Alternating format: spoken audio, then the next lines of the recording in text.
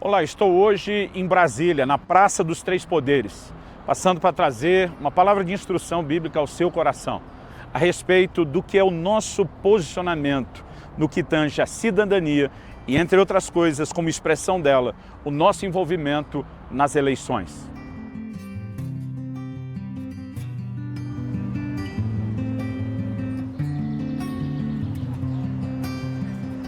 Aqui nós temos uma visão interessante na Praça dos Três Poderes. O que você está vendo atrás de mim é o poder legislativo.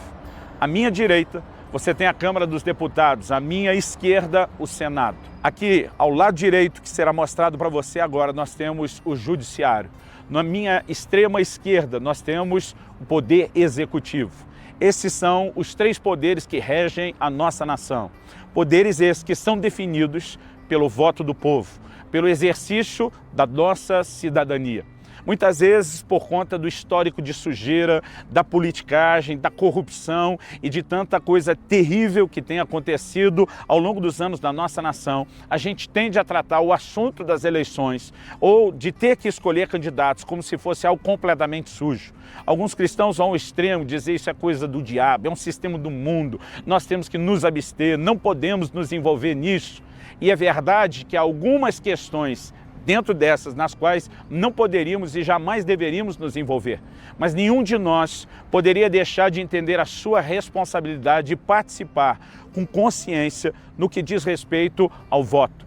Porque é o nosso voto, é o voto de cada brasileiro, é o voto de cada cidadão que define quem vai determinar essas leis, quem vai governar a nação. Se nós nos omitirmos na nossa responsabilidade, nós teremos uma colheita, que é parte de um plantio do qual nós somos responsáveis.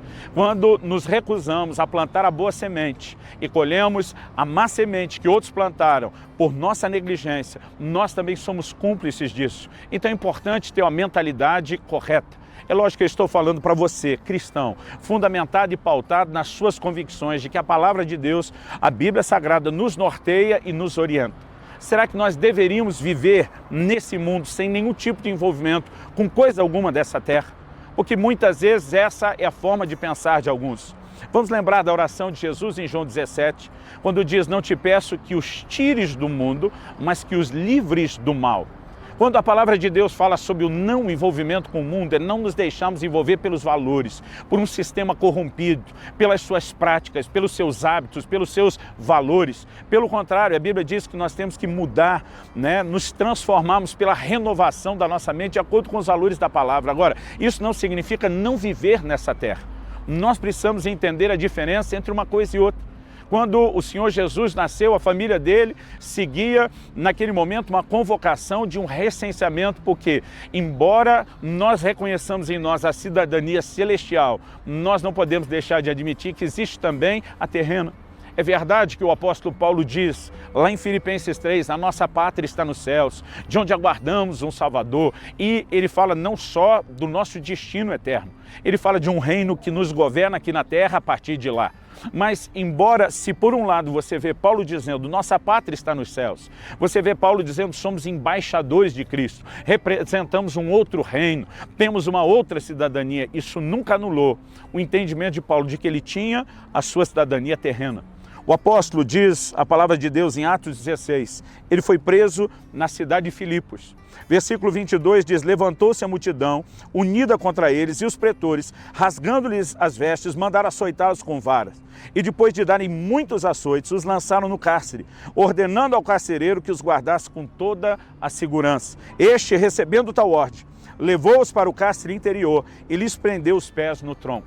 E a partir dessa prisão, que nós temos o relato bíblico de que Paulo e Silas, presos, cantam, louvam a Deus, ganham para Jesus o carcereiro e a sua família. Mas a Bíblia diz o seguinte, no dia seguinte, verso 35 de Atos 16, quando amanheceu, os pretores enviaram oficiais de justiça com a seguinte ordem, põem aqueles homens em liberdade. Então o carcereiro comunicou a Paulo essas palavras, os pretores ordenaram que fossem expostos em liberdade, agora pois saí e ide em paz. Porém, Paulo lhes replicou, sem ter havido processo formal contra nós, nos açoitaram publicamente, nos recolheram ao cárcere, sendo nós cidadãos romanos. Querem agora as ocultas lançar-nos fora? Não será assim. Pelo contrário, venham eles e pessoalmente nos ponham em liberdade. Os oficiais de justiça comunicaram isso aos pretores. E estes ficaram possuídos de temor quando souberam que se tratava de cidadãos romanos. Então foram ter com eles e lhes pediram desculpas. E relaxando-lhes a prisão, rogaram que se retirassem da cidade. Gente, a maioria de nós pensaria com uma única mentalidade. Fui preso injustamente, graças a Deus tenho oportunidade de sair, faço isso de boca calada, me mando o mais rápido possível. Paulo não. Paulo defende a sua cidadania terrena. Embora ele fosse, por herança sanguínea e ascendência, hebreu de hebreus e, como diz a Bíblia, da linhagem de Israel, ele era um cidadão romano. Ele diz, eu conheço meus direitos como cidadão. Eu sei que vocês violaram os meus direitos, vocês me colocaram aqui de forma injusta, vocês não me trataram da forma que deveria e agora vocês acham que eu vou sair de cabeça baixa, simplesmente sem mais nem menos. O apóstolo não estava apenas agindo com birra, não estava tentando arrumar briga, não estava apenas tentando um motivo para se vingar de alguém, não é isso. Ele está demonstrando uma consciência na qual ele se movia. Eu tenho direitos como cidadão e não tenho a capacidade de deixar de lado o entendimento de que a cidadania celestial, ela mescla e se combina com a cidadania terrena. E eu vou viver aqui de acordo com leis que estão aí para serem cumpridas e quando não são cumpridas nós protestamos e quando autoridades falham nós exigimos que elas se retratem. Sabe, esse tipo de mentalidade, vamos deixar para lá, não vamos nos envolver, ela é errada, ela é antibíblica. A palavra de Deus nos mostra a importância de dar a César o que é de César e não só a Deus o que é de Deus. A Bíblia diz sobre honrar o rei. A Bíblia fala tributo a quem tributo, imposto a quem imposto, honra a quem honra. O tempo todo nós temos indícios de que temos que viver a cidadania terrena. Então vamos jogar fora essa mentalidade equivocada, mentirosa, uma manipulação do reino das trevas para que a gente se omita. As eleições estão diante de nós de tempos em tempos. Não importa o nível delas, nós sempre temos uma responsabilidade. E eu não estou aqui para dizer em quem você vai votar. Essa é a beleza de uma democracia. Nós podemos ter maneiras de pensar diferentes, opiniões, uma visão de mundo diferente e o voto é seu, você faz a sua escolha. Mas se você, que se diz cristão, norteado e pautado pela palavra de Deus, de fato acredita nesses valores, eu posso no mínimo te dizer em quem não votar. Existem partidos que trabalham uma agenda de valores completamente contrários a tudo aquilo que nós cremos, não apenas como algo religioso ou prática de fé, como cidadania. A Bíblia é o livro que transformou o Ocidente, a Bíblia é o mundo que levantou os valores e direitos humanos como nunca se houve na história. Ela promoveu a liberdade dos escravos, ela organizou o estudo, ela formatou uma sociedade do mundo avançado que temos hoje em dia. E a degradação desses valores vai nos levar à ruína como sociedade. Nós temos partidos que a ideologia deles é totalmente contrária aos valores judaico-cristãos. Então, eu não posso te dizer em quem votar, mas eu posso te dizer em quem não votar. E talvez você diga, não, o meu candidato é só aquele amigo do bairro que me pediu um favor, ou apenas um familiar e eu gosto dele. Ok, qual é a legenda que você está apoiando? Quando você vota nele, mesmo sabendo que ele não vai entrar, o que você não entende é que o partido que o chamou, mesmo sabendo que não vai entrar, está usando ele para usar você, para dar o voto de legenda para eles, para que no final eles tenham peso, para que eles, com a sua ideologia, sejam escolhidos. Não seja inocente. Se um amigo pede que você vote nele, se um parente pede que você vote nele, mas se aliou a uma ideologia contrária àquilo que vem para destruir a família, para destruir os valores cristãos, para tentar promover uma depravação da sexualidade e do que diz respeito a ela nas nossas crianças. São alguns dos exemplos apenas. Você não pode concordar de forma alguma em apoiá-lo, porque você é cúmplice. Você está sendo enganado por alguém que foi enganado pelo próprio partido para simplesmente gerar apoio de legenda. Não faça isso. Vote consciente. Tente entender qual é o pacote de medidas que essa pessoa defende, porque a ideia de quem vai estar principalmente no legislativo, e esse é o cenário que nós deixamos de fundo.